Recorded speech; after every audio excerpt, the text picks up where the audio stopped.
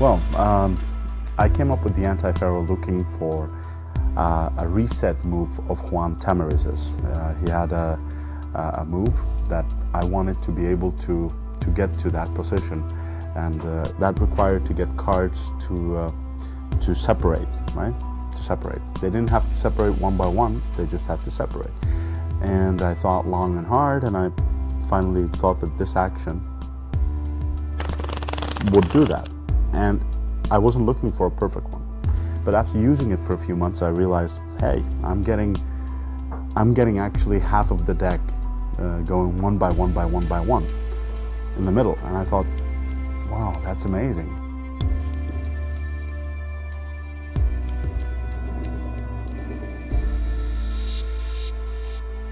It's difficult, but I do have some pointers that will make it a little bit easier and speed up the learning process by a few years. So again, if you look here and I separate, there's just one mistake at that end, and we have all the cards separated.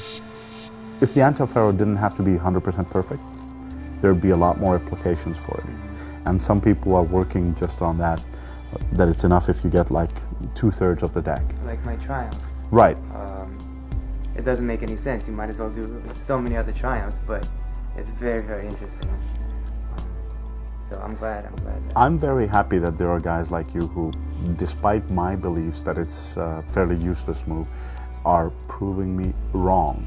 That's very, very nice. I mean, it's I just came up with it. I didn't see the potential of it, but it's very nice to see that there are guys out there who are willing to not only put their time and effort into it, but find it pleasant and come up with applications. Yeah, that's great. So that's a nice lesson for all the move monkeys out there that say, you know, this is pointless. Maybe you can't find the point for it, but someone will, you know. That's a very good point. I decided to actually come up with some tricks that didn't require you to do a perfect Anti Faro, but use the Anti Faro almost as a part of the effect. So the idea of being able to unshuffle cards with this type of technique. It's a trick that actually works with the Anti Faro. Very good ball. Anyone who ever does this are bound to get mistakes. Even if you found the most perfect deck, you're bound to make a mistake or two. And they're acceptable. They're okay.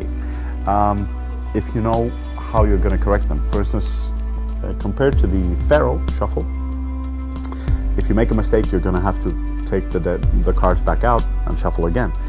But in the Anti Faro, you can actually have the mistakes and then do the corrections.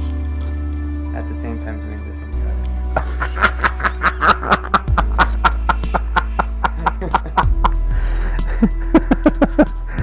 Oh my God.